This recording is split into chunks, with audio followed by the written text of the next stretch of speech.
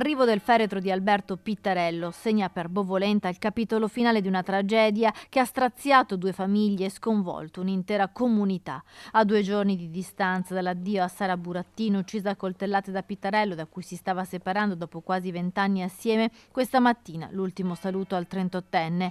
La bara, ricoperta da un cuscino di rose bianche con il nome della figlia quindicenne, era accompagnata dai familiari. Durante l'omelia Don Lodovico si è soffermato sull'importanza di vivere le relazioni con maggiore sincerità e minor banalità, imparando a confidare agli altri anche i momenti di difficoltà e fragilità. Toccante il passaggio in cui prega i familiari di non sentirsi in colpa per quello che ha fatto Alberto.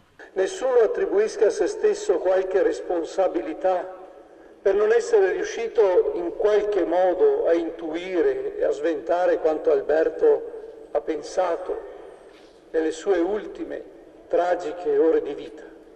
Ciascuno ha fatto quanto ha potuto. Alla fine della cerimonia le parole improvvise e forti del fratello di Alberto Pittarello: per quello che hai fatto farò fatica a perdonarti, ma mi prenderò sempre cura di tua figlia, ha detto, ringraziando tutti i presenti che si sono sciolti nell'unico forte applauso di questa mattina.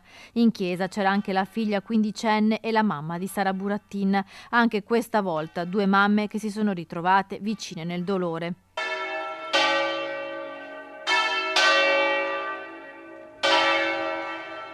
La mamma di Alberto Pittarello abbraccia la bara e non smette mai di stringere al petto la foto del figlio. Le 2 famiglie, uniti in questi giorni della tragedia, ora dovranno trovare la forza per sostenere e accudire una ragazza di 15 anni che si è ritrovata orfana nel modo più crudele.